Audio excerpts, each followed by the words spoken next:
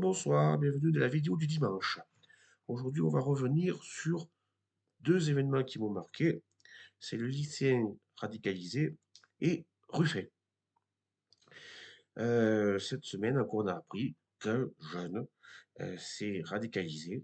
Il a menacé de mort une de ses profs et on a retrouvé chez lui une arme, enfin je dis une arme à feu, non, une arme à billes et qui lance des billes, quoi, qu'on trouve dans les fêtes foraines, et une arme blanche.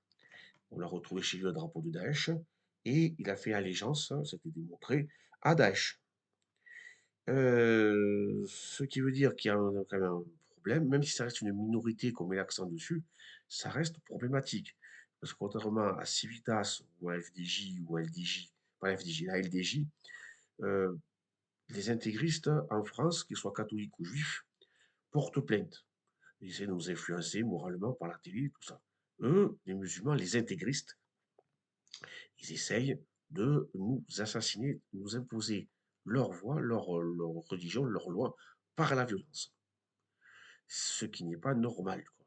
On pense à Charlie Hebdo, ce qui s'est passé, qui disait: «Ah mais non, mais c'est pas grave, les musulmans, on n'a pas eu beaucoup de plaintes, c'est tous les juifs, les catholiques.» On a vu ce que ça donne. Et on voit depuis ce que ça donne. Donc, que ça soit bien clair, je voulais revenir aussi dessus. Je vois passer des tweets, des vidéos, comme quoi la droite ne fait que taper que sur l'islam. La droite, et moi le premier, on tape sur toutes les religions. Que ce soit la religion catholique à travers Civitas, la LDJ, qui représente, à mon avis, n'est pas quelque chose de bien pour les juifs. Ce qui se passe à Gaza, bien sûr que c'est la guerre. C'est la guerre. Oui, visiblement, ils veulent bien se manger bien comme il faut. Euh, je vais pas, je vais dire, ils veulent éradiquer Gaza, les Gazaouites. Je pense pas. C'est la guerre, c'est affreux, excusez-moi, c'est affreux, c'est horrible. Tout ce qui se passe, on saura dans quelques années vraiment ce qui s'est passé quand les tensions seront bien reposées, bien détendues. Donc c'est pas demain, c'est dans 10, 15 ans, 20 ans, quand les historiens auront fait leur boulot chez les musulmans, chez les Israéliens, chez les Palestiniens, en Europe, en Asie, en Amérique. Ils feront leur boulot d'historien et libre, et on saura exactement tout ce qui s'est passé, que ce soit le 7 octobre ou ce qui est en train de se passer à Gaza. Donc on critique les religions parce qu'elles sont critiquables, comme les partis politiques, comme je peux être critiqué, comme je peux critiquer d'autres personnes, on les critique tous. Il y a un certain nombre de choses qui ne vont pas. On est en France, il y a une communauté, il n'y a pas de communautarisme, il n'y a pas de 10 milliards de communautés, de pays. C'est un seul pays, une seule communauté, une seule culture. Tu t'intègres, tu acceptes, on te laisse croire en ce que tu veux. Il y a les mosquées, les synagogues, les églises, où tu fais chez toi tes prières, où tu le fais dans les lieux de culte. On reconnaît cette liberté-là, on reconnaît le droit à la sexualité, à ce qu'on veut. Il semblerait qu'il y ait une bonne partie de musulmans, mais pas que, parmi les juifs et les catholiques aussi, refusent certaines orientations sexuelles, ce qui n'est pas normal. Nous, on laisse faire. On est français. Ouais. Tu t'intègres, tu t'assimiles et tu acceptes. Nous, on est laïque. T'es pas content, tu dégages. Tu reviens à ton pays d'origine ou tu trouves un autre pays européen, mais pas la France. Voilà. Si tu es en danger dans ton pays, ben, tu ne viens pas en France. Tu es en Italie, en Espagne, en Allemagne, en Angleterre. Voilà. Hein, et tu t'intègres si on veut te péter la gueule. Quoi. On a vu ce que ça a donné cet été. Les patriotes anglais ne cessent plus faire. Papacito, Papacito prétend que c'est parce que les blancs anglais sont beaucoup plus pauvres que ceux en France. En France, on est aidé, on peut manger notre faim, on est prisonnier d'un certain confort. Moi, je prétends peut-être. Ça va retarder, mais ça va arriver. Ça vient pas péter. Et n'oublions pas qu'on a eu des guerres de religion. Et pas que 1572 à Saint-Barthélemy était censé abattre qu'une personne, l'amiral de Coligny. On a vu ce que ça a donné. Près de 5000 morts protestants. Parce qu'ils n'étaient pas des bons catholiques. Oui, des bons chrétiens. Hein. Ils n'étaient pas catholiques. Et tous les mauvais jeux de mots. Donc voilà. Et ce qui me fait passer au deuxième sujet, celui de Ruffin, qui dénonce le communautarisme et sur ce point-là, moi, je vous soutiens. Je ne partage pas ces idées, je ne suis pas communiste, mais là, oui, quelqu'un qui lutte contre le communautarisme est quelqu'un de bien. Tu, tu essaies de convaincre tous les pauvres, blancs, noirs, juifs, chrétiens, catholiques, protestants, marrons, gris, jaunes, verts, ce que tu veux, tu vérifies.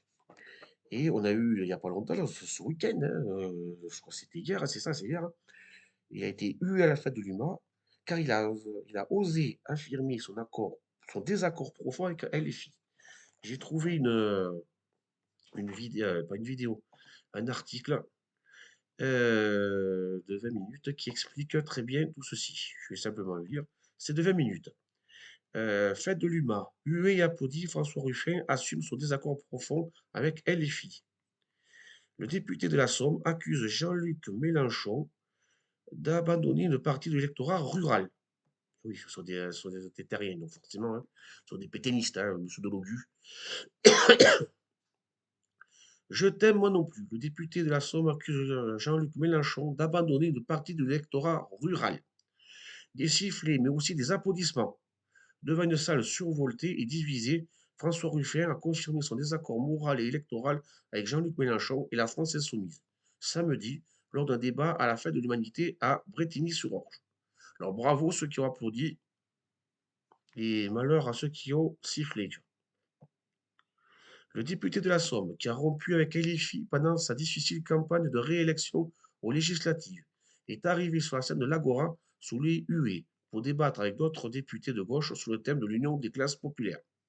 En cause, son opposition publique croissante et répétée avec Jean-Luc Mélenchon, qu'il accuse d'abandonner une partie de l'électorat rural pour se concentrer sur les jeunes et les quartiers. Donc là, moi, sur ce point-là, bien précis, oui, je vais avoir des tas de désaccords avec François Ruffin. Euh, voilà. Mais là, moi, je suis d'accord avec lui. Tu ne laisses pas de côté une certaine catégorie. Ça montre simplement la communautarisation de LFI et de la gauche en général. Et ça, c'est très, très mauvais. Alors, je continue. Déjà qualifié de boulet pendant la campagne, le leader insoumis s'est vu cette semaine attribuer par François Ruffin des propos méprisants pour les électeurs populaires d'Hénin-Beaumont, terre électorale de Marine Le Pen. Ouais, bon, bah, oui, ils votent extrêmement. Donc, forcément, dans la tête oui, de Mélenchon, ce sont des fachos. Ils sont tous fachos, hein, évidemment. Alors, normal de s'engueuler en famille. Une faute politique l'accuse face à lui le néo-député insoumis Raphaël Arnaud, pour qui François Ruffin a blessé énormément de camarades, notamment la jeunesse qui s'est mobilisée. Diviser les classes populaires entre elles n'est pas la bonne façon de faire, a poursuivi le non-membre du mouvement antifasciste, la jeune garde acclamée par la foule. Oui, bon, ça on peut éviter.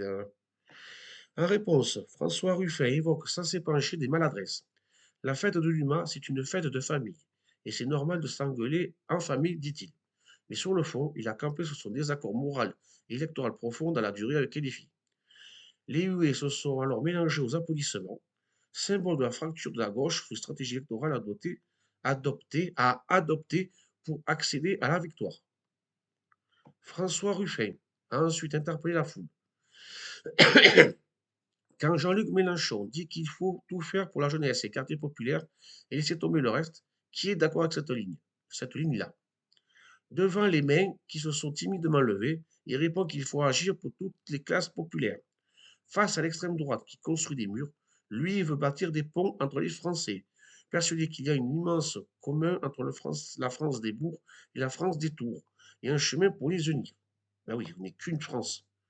Et c'est ouais, de concentrer une population, c'est pas bon, ça, de concentrer une population dans des banlieues, dans des grilles, c'est voilà. Le député Picard a affirmé avoir de l'affection pour Jean-Luc Mélenchon, qu'il considère comme l'homme qui a réuni la gauche. Oui, sous son houlette et son diktat. Je devrais préciser sous son diktat. Mais il regrette le ton et la radicalité de sa parole, qui amènerait à perdre des voix.